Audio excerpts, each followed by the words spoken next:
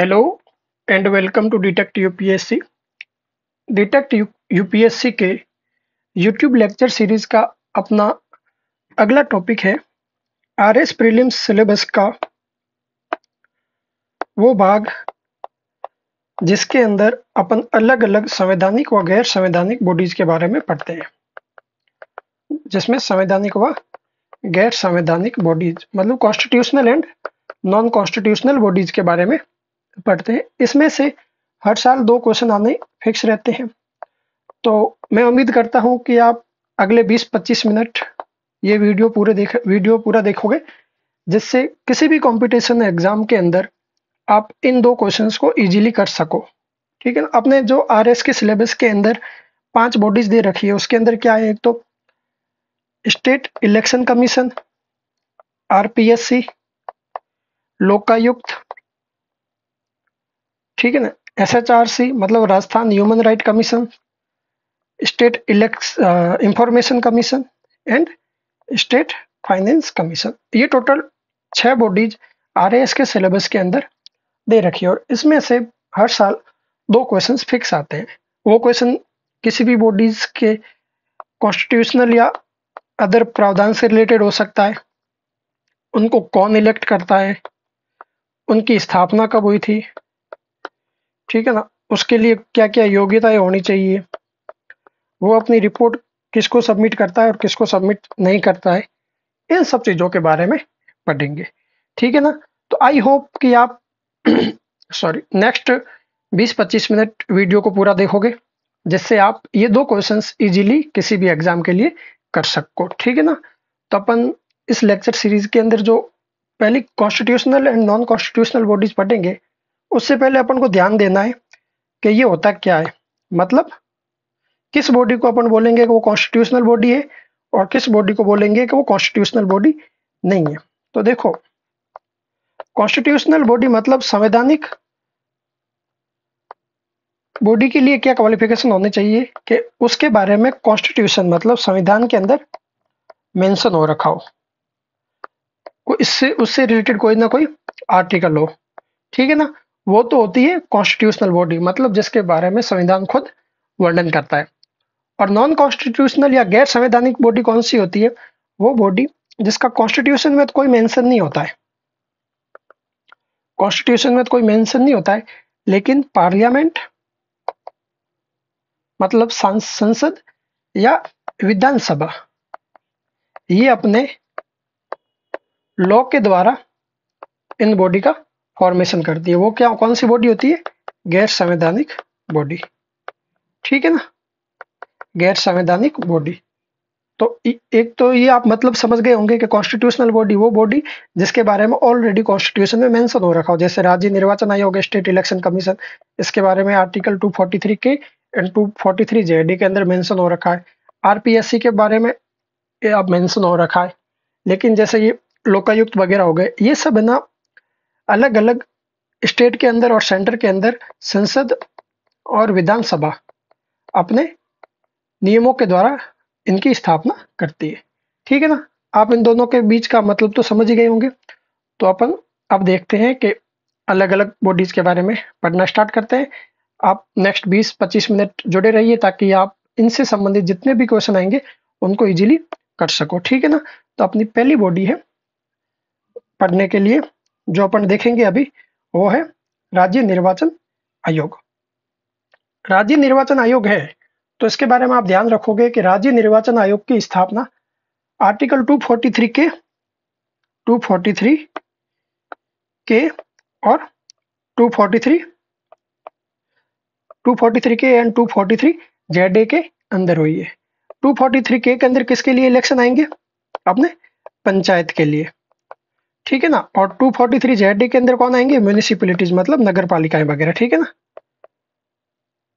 तो राज्य निर्वाचन आयोग के बारे में कहां पर मेंशन हो रखा है, 243 के और 243 जेड। इन दोनों को ध्यान रखेंगे। 243 के जो है वो पंचायत के लिए और 243 जेड है वो किसके लिए है, अपने म्यूनिसिपैलिटीज के लिए। ठीक है। और जो इसकी स्थापना जो हुई थी कब हुई थी, 1 जुलाई 1994, 1 जुलाई 1994। ठीक है ना। और इनकी जो नियुक्ति होती है वो कौन करता है, इनकी नियुक्ति करता है राज्यपाल। अब देखो इसकी नियुक्ति तो राज्यपाल करता है, लेकिन इसको हटा कौन सकता है? सिर्फ राष्ट्रपति। राज्यपाल नियुक्ति करने के बाद उनके पास कोई पावर नहीं रहती है कि वो स्टेट इलेक्शन कमिश्नर को हटाए, ठीक है ना। और इसकी योग्यता के बारे में ऐसा कोई मेंशन नहीं हो रखा है, लेकिन मोस्ट ऑफ द केसेस कौन होते हैं? जो भी रिटायर्ड आईएएस या फिर सीनियर मोस्ट आईएएस इसका कमिश्नर या चेयरमैन होता है, ठीक है, चीफ इलेक्शन कमिश्नरेट का। देखो नियुक्ति राज्यपाल करता है किसकी सिफारिश पर? मंत्रिपरिषद की सिफारिश पर, ठीक है ना। और जो इनका कार्यकाल रहता है कि कितने साल तक रहेगा, या तो 5 साल या 65 ईयर्स जो उनकी एज होती है। इन दोनों में से जो भी पहले होगा, या तो कार्यकाल 5 साल का हो जाए, भले उसकी एज 63 या 64 कुछ भी हो, या फिर उनका कार्यकाल उनकी लास्ट एज 65 साल तक रह सकता है, ठीक है ना। ये चीज ध्यान रखोगे। नियुक्ति कौन करता है? राज्यपाल। किसकी सिफारिश पर करता है? मंत्रिपरिषद की सिफारिश पर। इनका कार्यकाल कितना रहता है? 5 साल के लिए, ठीक है ना। और इनका जो वेतन और भत्ते किनके समान होते हैं? इनके वेतन और भत्ते अपना जो चीफ सेक्रेटरी होते हैं उनके समान होते हैं, ठीक है ना। ठीक है ना, इनके वेतन और भत्ते किनके समान होते हैं? चीफ सेक्रेटरी के समान होते हैं, ठीक है। राज्यपाल सब इनको शपथ दिलाता है। ये जो अपना त्याग पत्र होता है राज्यपाल को देता है, लेकिन इनको अपनी पोजीशन से कौन हटा सकता है? निष्कासन कौन कर सकता है? सिर्फ राष्ट्रपति इनको हटा सकता है। राज्यपाल या स्टेट गवर्नमेंट के पास, स्टेट गवर्नमेंट या राज्यपाल, इन दोनों के पास कोई पावर नहीं रहती है कि वो chief election state election commissionerate को हटाए। तो ये पावर किनके पास है इनको हटाने की? राष्ट्रपति के साथ। और जब ये समय से पहले, जब इनका कार्यकाल 5 साल का हो जाए, उससे पहले अगर ये त्याग पत्र देंगे तो किसको देंगे? राज्यपाल को, ठीक है ना। और ये जो एनुअल रिपोर्ट होती है वो भी किसको देते हैं? राज्यपाल को। अपने को ये ध्यान रखना है कि जो अपना इंडिया का चीफ इलेक्शन कमिश्नरेट है, इलेक्शन कमीशन है, उसके अंदर एक तो चीफ इलेक्शन कमिश्नरेट होता है, प्लस 2 कमिश्नरेट होते हैं, ठीक है। लेकिन स्टेट के अंदर सिर्फ एक ही चीफ इलेक्शन कमिश्नरेट होता है, उसके साथ कोई कमिश्नर नहीं होता है, ठीक है। कितने होते हैं? सिर्फ एक होते हैं, ठीक है, स्टेट के अंदर। याद रहेगा ये चीज आपको, ठीक है ना। अब देखो आगे एक चीज आओ, इसके जो वर्तमान अध्यक्ष है अपन को एक तो ध्यान रखना है कि इसका वर्तमान में अध्यक्ष कौन है, किस अध्यक्ष का कार्यकाल सबसे ज्यादा रहा है, पहले अध्यक्ष कौन थे, और सबसे न्यूनतम कार्यकाल किसका रहा है। तो चीफ इलेक्शन कमिश्नरेट वर्तमान में कौन है? राजस्थान के मधुकर गुप्ता, जो रिटायर्ड आईएएस ऑफिसर है। अपने इलेक्शन कमीशन के अंदर देखें, जो पहले अध्यक्ष थे वो कौन थे? अमर सिंह राठौड़। सर्वाधिक कार्यकाल भी पहले अध्यक्ष का ही रहा था, किनका? अमर सिंह राठौड़ का। और सबसे छोटा और न्यूनतम कार्यकाल किसका था? नेकराम बसीन का, ठीक है। देखो ये चीज अपन ने इलेक्शन कमिश्नरेट के बारे में पढ़ी। इलेक्शन कमिश्नरेट के बारे में क्या पढ़ा? राज्य निर्वाचन आयोग के बारे में। देखो पहला तो इसका प्रावधान कहां पर मेंशन हो रखे हैं? आर्टिकल 243 के एंड 243 जेड। उसके बाद इसकी नियुक्ति कौन करता है? राज्यपाल। ये अपना इनको कौन अपने पद से हटा सकता है? सिर्फ और सिर्फ राष्ट्रपति। लेकिन ये अपना त्याग पत्र किसको देंगे? अपना त्याग पत्र ये राज्यपाल को देंगे। ये जो एनुअल रिपोर्ट होती है, वार्षिक प्रतिवेदन जो होता है, वो किसको देते हैं? राज्यपाल को देते हैं। नियुक्ति कौन करता है? वो भी राज्यपाल करता है। किसकी सिफारिश पर करता है? मंत्रिपरिषद की सिफारिश पर करता है।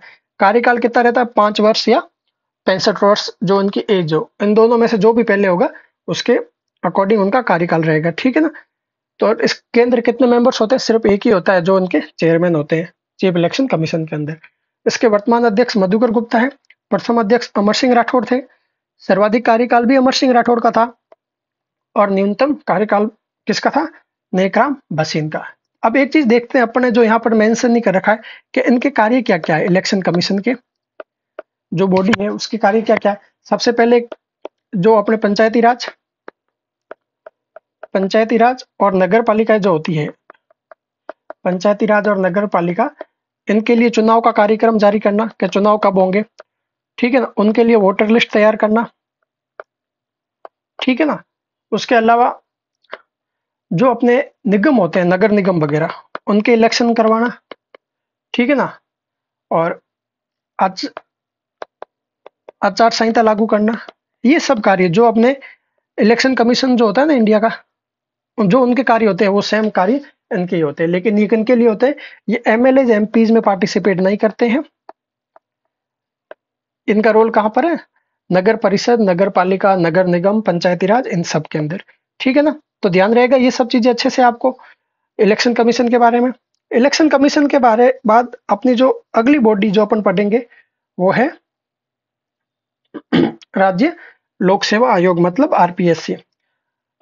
अपन चीजों को ढंग से देखें तो लास्ट 1-2 साल से आरपीएससी सबसे ज्यादा न्यूज में रहने वाली बॉडीज मान सकते हैं।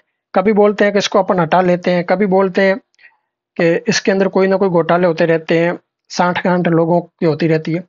तो ये इतनी ज्यादा न्यूज में रहती है कि इनमें से क्वेश्चन आने का सबसे ज्यादा चांसेज है कि आरपीएससी से कोई ना कोई क्वेश्चन इस बार एग्जाम में आरएस के अंदर आ जाए, क्योंकि न्यूज में रहने वाला, न्यूज में सबसे ज्यादा रहने वाली बॉडी है। ठीक है, तो इसके बारे में अपन अच्छे से ढंग से पढ़ेंगे। सबसे पहले देखो, आरपीएससी जो होती है वही यूपीएससी के तर्ज पर आरपीएससी जो होती है यूपीएससी की तरह ही कहां पर मेंशन है, आर्टिकल 315 से लेकर 323 तक। मतलब ये एक संवैधानिक संस्था है, कॉन्स्टिट्यूशनल बॉडी है। कॉन्स्टिट्यूशनल बॉडी है, इसका मतलब एक चीज तो ध्यान रखना कि जितने भी न्यूज में चलते हैं, अलग अलग पॉलिटिकल पार्टीज बोलती हैं कि आरपीएससी को भंग कर दो, हटा दो, आरपीएससी को भंग कर दो या हटा दो, पॉसिबल नहीं है। ये पावर किसके पास है, सिर्फ और सिर्फ सेंटर के पास। उसमें भी किनके पास, प्रेसिडेंट के पास, कि इसको भंग कर सकते हैं कि नहीं कर सकते हैं। ठीक है, तो अपन देखते हैं पहली बात तो कि आरपीएससी को स्टेट गवर्नमेंट भंग नहीं कर सकती है, ये चीज आप ध्यान रखना। ये कहां पर मेंशन हो रखे हैं, आर्टिकल 315 से लेकर के 323 के बीच मेंशन हो रखे हैं। ठीक है, इसकी जो स्थापना हुई थी, कब हुई थी, 22 दिसंबर 1949, 22 दिसंबर 1949। ठीक है ना, इनकी योग्यता में कौन होते हैं, मोस्टली केंद्रीय राज्य सरकार में जो 10 साल से ज्यादा काम कर चुके हैं, जिनका एक्सपीरियंस 10 साल से ज्यादा का हो, वही इसके अंदर योग्यता रखते हैं। ठीक है, और दूसरा देखो, इनकी जो नियुक्ति होती है वो कौन करता है, राज्यपाल करता है। इनकी सिफारिश पर करते हैं, मंत्रिपरिषद की सिफारिश पर इनकी नियुक्ति की जाती है। ठीक है, आर्टिकल 315 से 323, यूपीएससी भी इसी आर्टिकल के अंदर आती है। जो ज्वाइंट स्टेट पब्लिक कमीशन होते हैं वो भी इसके अंदर आता है, और आरपीएससी का आर्टिकल भी यही है। ठीक है ना, तो देखो स्थापना कब हुई थी, 22 दिसंबर 1949। योग्यता के लिए क्या है, इनकी क्वालिफिकेशन के स्टेट या सेंट्रल गवर्नमेंट में मिनिमम 10 साल की सर्विस हो रखी हो, वही इसके मेंबर बन सकते हैं। ठीक है ना, उसके बाद देखो कि कार्यकाल कितना रहता है, 6 साल तक या फिर 62 ईयर्स, मतलब जो भी जल्दी होगा, या तो 6 साल तक उनकी आज ज्वाइनिंग से लेकर के नेक्स्ट 6 ईयर्स तक वो इनके मेंबर्स रहेंगे या फिर इनके चेयरमैन रहेंगे। और दूसरा, अगर उनकी एज 62 ईयर्स हो गई है तो अभी वो उसके बाद आगे नहीं रह सकते, मतलब 62 से पहले और मैक्सिमम 6 ईयर्स, ये चीज ध्यान रखना। ठीक है ना, स्थापना कब हुई थी, 22 दिसंबर 1949। और इनके जो वेतन भत्ते होते हैं कहां से आते हैं, कंसोलिडेटेड फंड से। कंसोलिडेटेड फंड कौन सा, स्टेट का। ठीक है ना, इंडिया का नहीं, मतलब राज्य की संचित निधि से इनके वेतन और भत्ते दिए जाते हैं। और इनको शपथ कौन दिलाता है, राज्यपाल दिलाता है। ठीक है ना, और एक चीज ध्यान रखना, अगर एक बार कोई भी नियुक्ति राज्यपाल करता है उस किसकी सिफारिश पर, मंत्रिपरिषद की सिफारिश पर। लेकिन अगर एक बार कोई भी नियुक्त हो गया तो पुनर्नियुक्ति का प्रावधान नहीं है, किसके लिए, आरपीएससी के मेंबर्स के लिए। ठीक है ना, देखो, और दूसरा इसके अंदर क्या है, त्याग पत्र ये किसको देते हैं, राज्यपाल को। निष्कासन इनका कौन कर सकता है, सिर्फ और सिर्फ राष्ट्रपति। और जो एनुअल रिपोर्ट होती है वो किनके पास जाती है, राज्यपाल के पास। वर्तमान में इनके कितने मेंबर है, एक चेयरमैन प्लस 7 मेंबर्स। जो इसका कॉम्पोजिशन है आरपीएससी का, एक चेयरमैन और 7 मेंबर, मतलब टोटल 8। ठीक है ना, ये चीजें अगर देखो, इसके बाद कुछ आते हैं फैक्ट के ऊपर। इनके जो आरपीएससी के पहले वर्तमान जो अध्यक्ष है वो कौन है अभी, केसी मीना, मतलब कैलाश चंद मीणा। ये एक आईएएस ऑफिसर है राजस्थान के, वो अभी इनके चेयरमैन है। क्या नाम है उनका, कैलाश चंद मीणा। इनके जो पहले अध्यक्ष थे वो कौन थे, एस के घोष। ठीक है ना, पहले अध्यक्ष कौन थे, एस के घोष। ठीक है, सर्वाधिक कार्यकाल किसका रहा, देवी शंकर तिवारी का। पहले अध्यक्ष एस के घोष, सर्वाधिक कार्यकाल देवी शंकर तिवारी, और न्यूनतम कार्यकाल किसका रहा, बीएल रावत का। ठीक है ना, अब देखो इसके बारे में थोड़ी चीजें हैं कि कौन से आर्टिकल में क्या क्या दे रखा है। अगर अपन आरपीएससी के बारे में थोड़ा और डिटेल में जाएं अगर, क्योंकि इसके क्वेश्चन आने के चांसेस है, ये बहुत ज्यादा न्यूज में रही है, ठीक है ना।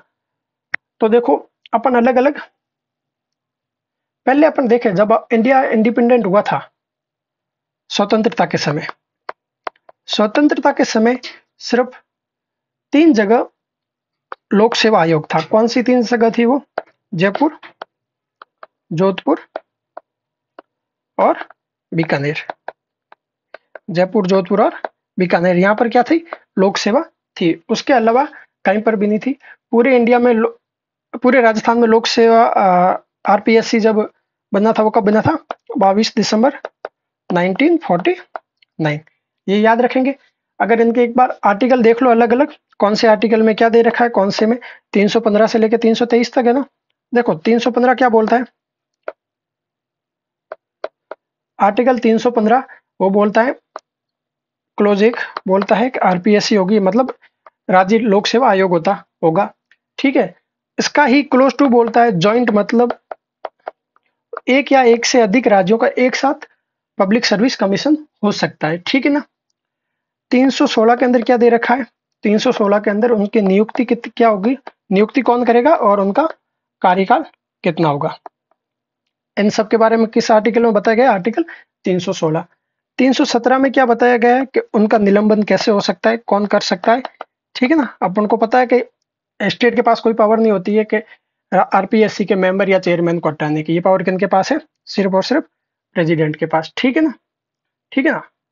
आगे 300 इंपॉर्टेंट आर्टिकल 319, इसमें क्या है कि पुनर्नियुक्ति हो सकती है कि नहीं हो सकती है? पुनर्नियुक्ति नहीं होगी, अगर एक बार बन गए हैं तो वापिस नहीं बनेंगे, ठीक है ना। इसके अलावा थोड़े से फैक्ट देख लो। पूर्ण, ये आप फैक्ट याद रखना कि वर्तमान अध्यक्ष कैलाचंद मीणा है, प्रथम अध्यक्ष एस के घोष थे, सर्वाधिक कार्यकाल कौन था? देवीशंकर तिवारी जी का, और न्यूनतम कार्यकाल किसका था? बीएल रावत का। इसके अलावा जो उनके जो पहले पूर्णकालिक अध्यक्ष थे, एक तो पहले फर्स्ट कार्यवाहक थे, फर्स्ट कार्यवाहक अध्यक्ष इसके कौन थे? एस के घोष।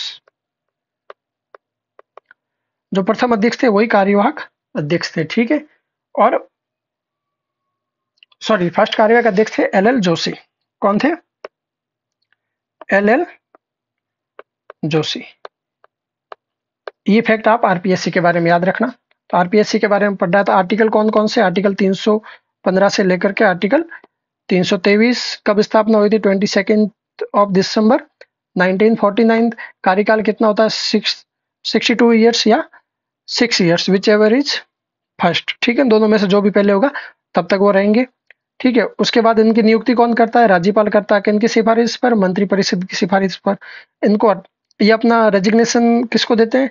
गवर्नर को देते हैं, ठीक है। क्या इनको गवर्नर अपने पद से हटा सकता है? नहीं। कौन हटा सकता है? सिर्फ प्रेसिडेंट। इनको जो वेतन और भत्ते कहां से आते हैं? राज्य की संचित निधि से आते हैं, ठीक है। आगे अपन जो पढ़ेंगे वो है लोकायुक्त और उप लोकायुक्त। देखो लोकायुक्त के बारे में पढ़ना जरूरी है जितने भी, क्योंकि अपने ये क्या बोलते हैं उसको, करप्शन के बारे में देखना, क्या करना क्या नहीं करना, उनके बारे में सब कौन सी बॉडी देखती है? लोकायुक्त, ठीक है। तो देखो लोकायुक्त के लिए जो प्रावधान थे सबसे पहले कहां से आए थे? राजस्थान एडमिनिस्ट्रेटिव,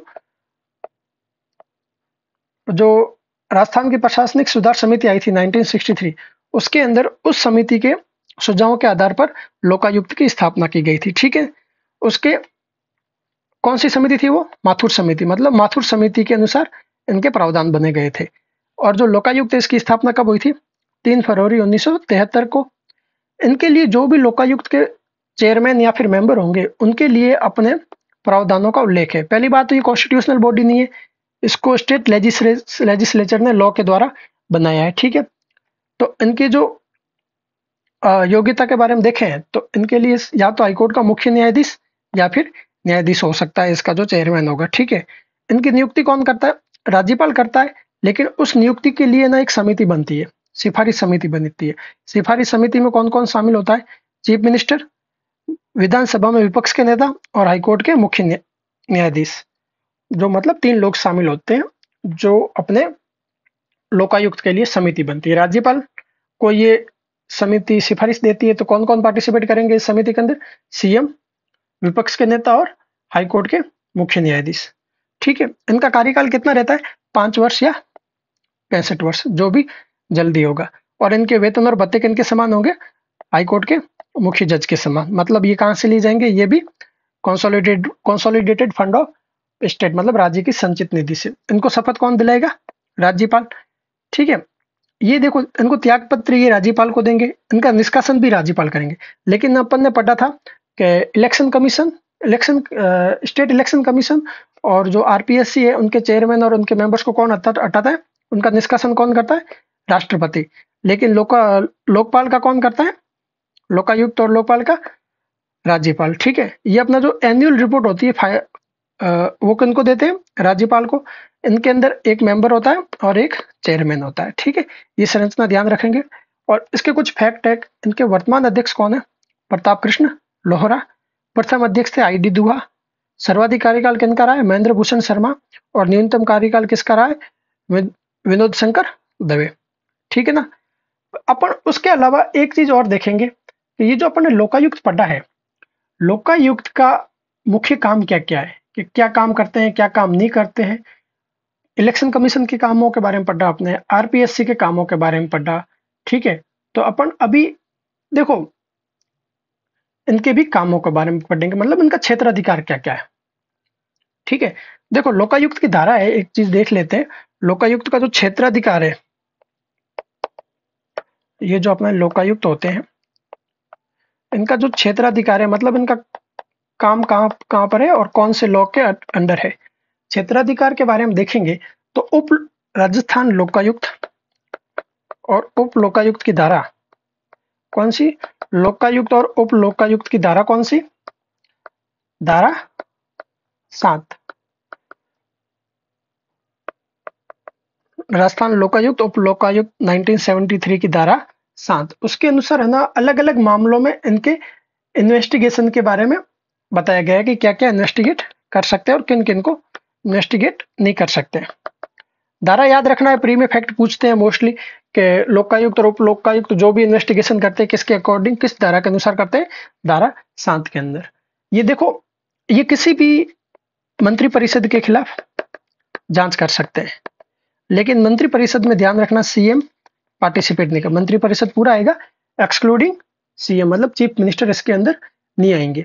ठीक है, इसके अंदर राज्य सरकार के जितने भी सचिव, उप सचिव, विशेष सचिव, इन सबकी भी इन्वेस्टिगेट कर सकते हैं ये। ठीक है, ध्यान रखेंगे। उसके अलावा जिला प्रमुख हो गए, अपने उप जिला प्रमुख हो गए और जिला परिषद हो गए, उनकी जितनी भी स्थित समितियां जो बनाते हैं उनके अध्यक्ष को भी ये इन्वेस्टिगेट कर सकते हैं। इन सब के अलावा महापौर, उप महापौर जो नगर निगम होते हैं ना, उसके लिए सभापति और उप सभापति जो नगर पालिका के अंदर होते हैं, नगर पालिका बोर्ड के अध्यक्ष उपाध्यक्ष हो गए, उन सबके अध्यक्ष और मेंबर किसी के भी खिलाफ जांच कर सकते हैं। ठीक है, ध्यान रखना। ठीक है ना। लेकिन एक चीज ध्यान रखना है कि इसके अंदर से कुछ एक चीजें जिनको बाहर रखा गया है, उसके अंदर कौन कौन आ जाएंगे, सीएम आ गया और महालेखाकार आ गए, सीएम, महालेखाकार, सरपंच, पंच, विधायक, ये सब इनके कार्य क्षेत्र से बाहर है। ठीक है ना, ये अच्छे से ध्यान रखना। लोकायुक्त के क्षेत्राधिकार में कौन कौन आ गए ये सब, और जो सीएम हो गए, महालेखाकार हो गए, सरपंच हो गए, पंच हो गए, विधायक हो गए, ये सब इसके अंदर नहीं आएंगे। जैसे आरपीएससी के मेंबर और चेयरमैन हो गए, वो भी इसके अंदर नहीं आएंगे। ठीक है ना। और कोई भी मतलब जुडिशियल बॉडी में लगे हुए जैसे जजेस वगैरह हो गए, ये सब भी इनसे बाहर होंगे। ठीक है ना। अपना अगला टॉपिक है लोकायुक्त के बाद राज्य मानवाधिकार आयोग, स्टेट ह्यूमन राइट कमीशन। देखो स्टेट ह्यूमन राइट कमीशन जब अपना नेशनल ह्यूमन राइट कमीशन बना था, नेशनल ह्यूमन राइट कमीशन बना था 1993 में, उसी के साथ स्टेट ह्यूमन राइट कमीशन की एस्टेब्लिशमेंट हो गया था। स्टेट ह्यूमन राइट कमीशन जो बना था वो स्टेट ह्यूमन राइट कमीशन 1993 की धारा 21 क्लोज 1, ये याद रखना, 21 क्लोज 1, ठीक है ना। Section 21 close 1 of the state human right commission act 1993, इसके अकॉर्डिंग ये अपना बना था, ठीक है ना। ये चीज आप अच्छे से याद रखना, क्योंकि एक बार पूछा हुआ भी है कि स्टेट ह्यूमन राइट कमीशन की स्थापना किसके अकॉर्डिंग की गई है, ठीक है ना। तो स्टेट ह्यूमन राइट कमीशन की स्थापना अपने 1993 की धारा 21 क्लोज 1 के अकॉर्डिंग हुई। कब इसकी स्थापना हुई थी? मार्च 2000 के अंदर। कब हुई थी? मार्च 2000। और इनके लिए योग्यता क्या है कि वो जज के लिए होना चाहिए कि हाईकोर्ट का सेवानिवृत्त जो भी रिटायर्ड जज होता है वही इसका चेयरमैन बनेगा, ठीक है ना। ठीक है, और कब बना था ये? मार्च 2000 के अंदर, ठीक है ना। और कौन से सेक्शन के तहत? स्टेट ह्यूमन राइट कमीशन 1993 के सेक्शन 21 क्लोज 1, उसके अकॉर्डिंग इसके एस्टेब्लिशमेंट हुआ था, ठीक है। और इसका जो हेडक्वार्टर है वो कहां पर है? जयपुर में। हेडक्वार्टर कहां पर है? जयपुर के अंदर, ठीक है। और देखो, योग्यता में तो हाईकोर्ट का सेवानिवृत्त जज होगा, वही इसका चेयरमैन बनेगा। और इसकी नियुक्ति कौन करते हैं? नियुक्ति तो राज्यपाल करते हैं, लेकिन एक समिति करवाती है। उस समिति के सदस्य कौन होते हैं? सीएम मतलब चीफ मिनिस्टर, विधानसभा में विपक्ष के नेता, और विधानसभा अध्यक्ष, और साथ में होम मिनिस्टर। मोस्टली राजस्थान के अंदर होम मिनिस्टर ही सीएम होते हैं मोस्ट ऑफ द केसेस, ऐसा नहीं कि वही होंगे, लेकिन अशोक गहलोत अभी वर्तमान में जो भी ये अपने भजन लाल जी जो सीएम है, ये सभी होम मिनिस्ट्री भी अपने साथ रख रहे हैं जो सीएम है, ठीक है। तो इस समिति के अंदर कौन कौन होंगे? सीएम, विपक्ष के नेता विधानसभा के अंदर, और विधानसभा का अध्यक्ष, और होम मिनिस्टर, ठीक है। और दूसरा चीज देखो कि इनका जो कार्यकाल होता है वो सिर्फ 3 साल का होता है, और 70 साल तक एज होती है, कि मतलब जो भी जल्दी होगा या तो 70 साल या फिर 3 साल, जो भी जल्दी हो, ठीक है ना। अब आगे देखो एक चीज, इनके जो वेतन और जो भत्ते होते हैं, वेतन और जो भत्ते होते हैं वो हाईकोर्ट के जज के समान होते हैं, ठीक है, कुछ भी अलग नहीं होते हैं। हाईकोर्ट के मुख्य जज होते हैं जो, उनके समान ही इनके वेतन और भत्ते होते हैं। ये अपना त्याग पत्र किसको देते हैं? राज्यपाल। लेकिन एक चीज ध्यान रखना, स्टेट ह्यूमन राइट कमीशन कौन सी बॉडी है? यह तो नॉन कॉन्स्टिट्यूशनल बॉडी, गैर संवैधानिक संस्था, नॉन कॉन्स्टिट्यूशनल बॉडी है। लेकिन इनका जो निष्कासन होता है ना, वो कौन कर सकते हैं? सिर्फ और सिर्फ राष्ट्रपति। और इनका जो कार्यकाल होता है वो कितना होता है? 3 साल या 70 साल, जो भी जल्दी हो, ठीक है। और ये जो अपनी एनुअल रिपोर्ट होती है वो किनको देते हैं? राज्य सरकार को सौंपते हैं। और इसका एक चेयरमैन होता है और 2 मेंबर होते हैं, मतलब 1+2 इसका जो कॉम्पोजिशन होती है, स्ट्रक्चर होती है, क्या होता है? Chairman plus 2 member. देखो, इसके जो वर्तमान अध्यक्ष है वो कौन है? गंगाराम मूलचंदानी। कौन है? गंगाराम मूलचंदानी। फर्स्ट इसके जो चेयरमैन थे वो कौन थे? कांता भटनागर। फर्स्ट चेयरमैन कौन थे? कांता भटनागर। हाईएस्ट कार्यकाल, जो सर्वाधिक कार्यकाल किनका रहा है? एन.के. जैन का। और न्यूनतम कार्यकाल किनका रहा है? कांता भटनागर, जो फर्स्ट चेयरमैन रह चुकी है, ठीक है। देखो, इसके सदस्य ये देख लिया अपन ने, ठीक है। देखो, इसके कुछ कार्य होते हैं, जो अपना स्टेट ह्यूमन राइट कमीशन है, उनका मुख्य कार्य क्या होता है कि स्वप्रेरणा से या भी किसी भी कोई भी पीड़ित होता है, ठीक है, तो उसको वो कोई अगर याचिका यहाँ पर दायर करता है ह्यूमन राइट कमीशन में कि भाई मेरे ह्यूमन राइट्स का वायोलेशन हो रहा है, ह्यूमन राइट का वायोलेशन हो रहा है, तो उनके लिए ये सुओ मोटो एक्शन ले सकते हैं, मतलब स्वतः संज्ञान ले सकते हैं उनके लिए, ठीक है ना। अगर देखो कोई भी मामला जो हाईकोर्ट में या अदर कोर्ट में लंबित पड़ा है मामला, ठीक है, ठीक है, तो उसके बारे में अगर लंबित पड़ा है और लग रहा है कि उसके ह्यूमन राइट का वायोलेशन हो रहा है, तो उसके लिए भी उच्च न्यायालय की अनुमति से हस्तक्षेप ये कर सकते हैं, ठीक है। और ह्यूमन राइट से रिलेटेड जितने भी रिसर्च है, उसके रिसर्च एंड डेवलपमेंट है, उस वो भी इनके फंक्शंस में आते हैं, ठीक है। ह्यूमन राइट से रिलेटेड जितने भी एनजीओज हैं उनका देखरेख कर सकते हैं। अगर किसी भी अपन देखते हैं जेल के अंदर जो कैदी है, उस वहां पर भी अगर उनके ह्यूमन राइट का वायोलेशन हो रहा है तो उनके लिए भी वो एक्शन ले सकते हैं, ठीक है। और उनकी स्थिति का पता कर सकते हैं कि उनकी वर्तमान स्थिति कैसी है, ठीक है। तो ये इनके कार्य हो गए एसएचआरसी के, अच्छे से याद रखना। एसएचआरसी के देखो अपन ने पढ़ा था, ये किसके अकॉर्डिंग इनका गठन हुआ था? प्रावधान ह्यूमन राइट कमीशन एक्ट 1993 1993 के सेक्शन 21 क्लोज 1 स्थापना कब हुई थी? मार्च 2000 में। और इनका जो चेयरमैन होगा वो कौन होगा? हाई कोर्ट का रिटायर्ड जज होगा। इसका कॉम्पोजिशन में मेंबर कितने होते हैं? 2 मेंबर और 1 चेयरमैन। इनका कार्यकाल कितना रहता है? इनका कार्यकाल रहता है 3 साल या फिर 70 वर्ष, जो भी जल्दी हो। ठीक है, अपने अलग है। अगला टॉपिक जो है राज्य सूचना आयोग, स्टेट इंफॉर्मेशन कमीशन। क्या है? State information commission, SIC। देखो, स्टेट इंफॉर्मेशन कमीशन जो है इसकी स्थापना कब हुई थी? इसकी स्थापना हुई थी RTI एक्ट 2005 की धारा 15 सेक्शन 15। ये चीज अच्छे से याद रखना है। किसके अकॉर्डिंग हुई थी? इंफॉर्मेशन कमीशन एक्ट 2005 के सेक्शन 15 के अकॉर्डिंग। और इसकी स्थापना कब हुई थी? 18 अप्रैल 2006, 18 अप्रैल 2006। ठीक है, इसके योग्यता के अलग अलग सेक्टर से लोग इसके अंदर आ सकते हैं, चाहे वो सोशल वर्क हो, गवर्नमेंट हो, जुडिशियल हो, कोई भी सेक्टर से इसके अंदर आके इसके मेंबर बन सकते हैं। इसकी योग्यता के बारे में स्पेशल से कुछ दे नहीं रखा है। लेकिन इसकी नियुक्ति कौन करता है? राज्यपाल एक जो समिति बनती है उसकी सिफारिश के अकॉर्डिंग करते हैं। समिति के मेंबर कौन होते हैं? CM, अपने विधानसभा में विपक्ष के नेता और एक कैबिनेट मंत्री। ठीक है, ये जो सिफारिश करते हैं उसके अकॉर्डिंग राज्यपाल इसके नियुक्ति करते हैं। इनकी स्टेट इंफॉर्मेशन कमीशन की। ठीक है, इनका कार्यकाल कितना रहता है? 3 इयर्स या 65 इयर्स, जो भी जल्दी हो। ठीक है, वेतन और भत्ते इनके जो होता है वो केंद्र सरकार निर्धारित करती है। ध्यान रखना, राज्य सरकार वेतन भत्तों के निर्धारण में कोई रोल अदा नहीं करती है। ये किसके द्वारा इनके वेतन और भत्ते निर्धारित होते हैं? केंद्र सरकार के द्वारा। ठीक है, ये अपना त्याग पत्र किनको देते हैं? राज्यपाल को। इनका निष्कासन कौन कर सकता है? राज्यपाल कर सकता है। एनुअल रिपोर्ट जो ये किसको देते हैं? राज्य सरकार को देते हैं। और स्टेट ह्यूमन राइट कमीशन भी एनुअल रिपोर्ट किसको देती थी? राज्य सरकार को। ये भी अपनी एनुअल रिपोर्ट किसको देती है? राज्य सरकार को।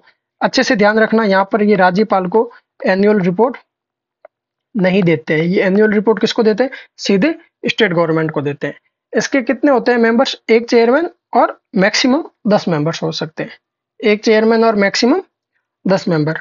इनके जो वर्तमान में अध्यक्ष है वो कौन है? ML लाठर, जो पहले राजस्थान के डीजीपी रह चुके हैं। ठीक है ना, IPS कैडर के हैं राजस्थान के। तो वर्तमान में इसके अध्यक्ष कौन है? ML लाठर। प्रथम अध्यक्ष इसके कौन थे? MD कोरोनी। सर्वाधिक कार्यकाल भी उनका ही रहा है, MD कोरोनी का। और न्यूनतम कार्यकाल किनका रहा है? Suresh Kumar Chaudhary. State election commission के बारे में ध्यान रखेंगे, एक चेयरमैन प्लस 10 मेंबर। कार्यकाल कितना रहता है इनका? 3 वर्ष या 65 वर्ष, जो भी हो। ठीक है, स्थापना कब हुई थी? 18 अप्रैल 2006। ये अपनी एनुअल रिपोर्ट किसको देते हैं? ध्यान रखना, राज्य सरकार को देते हैं, ना कि राज्यपाल को। एनुअल रिपोर्ट किसको देते हैं? राज्य सरकार को। ठीक है ना, अच्छे से याद रहेगा, ये भूलोगे तो नहीं ना। देखो, उसके अलावा और कुछ नहीं, इनके कार्य देख लो कि जितने भी फंक्शन के बारे में अगर बात करें सूचना आयोग के मुख्य काम के बारे में, तो इनका मुख्य काम है कि जन सूचना अधिकारी की अगर नियुक्ति नहीं हो रखी है, ठीक है, तो सूचना प्रार्थना पत्र प्रस्तुत करने में असमर्थ हो तो ये उसके बारे में रिपोर्ट ले सकते हैं। ठीक है, अगर कोई व्यक्ति RTI के अंदर रिपोर्ट करे किसी भी रिपोर्ट के लिए RTI के तहत, तो अगर उनको कोई रिपोर्ट देने से मना करे तो उनके लिए एक्शन ले सकते हैं कि कोई भी अगर RTI के तहत रिपोर्ट मांगते हैं और वो स्टेट इंफॉर्मेशन कमीशन के पास जाए तो वो उनके खिलाफ एक्शन ले सकते हैं। ठीक है, अगर कोई भी निर्धारित समय सीमा में सूचना मांगता है और उस टाइम में सूचना नहीं मिलती है तो उसके लिए भी ये आगे एक्शन ले सकते हैं। मोस्टली ये जितनी भी इंफॉर्मेशन मांगी जाती है उनसे रिलेटेड काम करते हैं। लास्ट टॉपिक है जो मेन टॉपिक माना जाता है अपना स्टेट फाइनेंस कमीशन। कौन सा टॉपिक है? अगला टॉपिक अपना स्टेट फाइनेंस कमीशन। आप सबको अच्छे से पता है स्टेट फाइनेंस कमीशन कैसी बॉडी है? कॉन्स्टिट्यूशनल बॉडी है। देखो, एक तो होता है फाइनेंस कमीशन ऑफ इंडिया जिसके बारे में आर्टिकल 280 के अंदर मेंशन हो रखा है। लेकिन अपन जो अपने जो सिलेबस के अंदर है वो क्या है, state finance commission. State finance commission का मुख्य काम सबको अच्छे से पता है, क्या है, नगर पालिका, नगर परिषद, नगर निगम, इन सब के बारे में जितने भी पंचायती राज और म्यूनिसिपैलिटीज है इनके फाइनेंस का लेखा जोखा रखना, ये इनका मुख्य काम है। ठीक है, स्टेट फाइनेंस कमीशन के बारे में देखो कहाँ मेंशन हो रखा है, 243 आई एंड 243 वाई। आई किसके लिए, पंचायत के लिए। किन के लिए है, पंचायत के फाइनेंस का लेखा जोखा रखना, उनके लिए रिकमेंडेशन देना। ठीक है, कि उनके जो भी फाइनेंस आ रहा है वो कहाँ कहाँ यूटिलाइज करना, कहाँ कहाँ यूटिलाइज नहीं करना, उसके लिए 243 आई। और 243 वाई किसके लिए, म्यूनिसिपैलिटीज। ठीक है, नगर निगम वगैरह, नगर पालिका वगैरह। ठीक है, ये याद रखना आर्टिकल 243 आई एंड 243 वाई, दो आर्टिकल है। ठीक है, इसकी स्थापना कब हुई थी, इसकी स्थापना हुई थी अपने अप्रैल 1994 को। ठीक है, इसकी नियुक्ति कौन करता है, हर 5 साल के लिए अपने गवर्नर स्टेट फाइनेंस कमीशन के चेयरमैन की नियुक्ति करते हैं। कौन करते हैं, गवर्नर करते हैं। कार्यकाल उनका कितना रहता है, 5 साल। Maximum age not mention, constitutional body है लेकिन इनका कार्यकाल इतना ही दे रखा है कि 5 साल तक ये कार्यकाल रहेगा, और मैक्सिमम कोई एज नहीं दे रखी है। ठीक है, वेतन भत्ते और के बारे में कोई निर्धारण नहीं हो रखा है, कितना होगा कितना नहीं होगा। ठीक है, ये त्याग पत्र किसको देते हैं, राज्यपाल को। ठीक है, बीच में देखो ये वार्षिक प्रतिवेदन जो एनुअल रिपोर्ट होती है वो किसको देते हैं, राज्यपाल। देखो इसकी संरचना में कौन कौन होते हैं, एक तो होता है इनका चेयरमैन फाइनेंस कमीशन का, plus 4 member, chairman plus 4 member. कौन सी धारा, ये याद रखना, पहले आरएस में पूछा गया है कि राजस्थान पंचायती राज एक्ट 1994 की किस धारा के अंदर स्टेट फाइनेंस कमीशन के चेयरमैन और मेंबर का वर्णन हो रखा है, सेक्शन 118। कौन सा सेक्शन, 118। जो वर्तमान में 6th फाइनेंस कमीशन है राजस्थान का, उसके अध्यक्ष कौन है, प्रद्युम्न सिंह। कौन है, प्रद्युम्न सिंह वर्तमान में इसके चेयरमैन है। क्या नाम है उनका, प्रद्युम्न सिंह। ये कौन सा फाइनेंस कमीशन है, 6th फाइनेंस कमीशन है। कौन से सेक्शन के अंदर इनके मेंबर चुने गए हैं, चुने जाते हैं, इनके मेंबर चुने जाते हैं राजस्थान पंचायती राज एक्ट 1994 का सेक्शन 118। ठीक है, वर्तमान अध्यक्ष इसके कौन है, प्रद्युम्न सिंह। ठीक है, और उसके अलावा जो बात करें इनका, प्रथम अध्यक्ष कौन थे जब ये फर्स्ट टाइम बना था 1994 में, उस टाइम फर्स्ट टाइम इसके अध्यक्ष थे के गोयल। ठीक है, ये याद रखना आप अच्छे से, भूल मत जाना। इनका जो मेन कार्य होता है वो क्या होता है, टैक्सेशन, मतलब के बारे में जो भी पंचायत और म्यूनिसिपैलिटीज है उनकी रिपोर्ट तैयार करना, और कौन सा पैसा कहां कहां पर लगाना। ठीक है, और ये रिपोर्ट किसको देते हैं, अपनी गवर्नर को। तो अच्छे से याद रखना। देखो आई होप ये टॉपिक आपको अच्छे से समझ आ गया होगा, क्योंकि ये आरएस के सिलेबस में ये अपने यही मेंशन हो रखे, राज्य निर्वाचन आयोग, RPSC, Lokayukta, state human right commission, state information commission और स्टेट फाइनेंस कमीशन, ये 6। और इनका ध्यान रखना 2 क्वेश्चन फिक्स है, इसी पोर्शन में से आएंगे, इसी पीडीएफ से आएंगे, इसके बाहर कुछ नहीं आएगा। ठीक है ना, आई होप आपको अच्छे से ये टॉपिक समझ आया है। अगली क्लास अपन जो मंडे को लेंगे उसमें नए टॉपिक के साथ आएंगे जो अपने आरएएस के प्री के सिलेबस के अंदर है। ठीक है ना।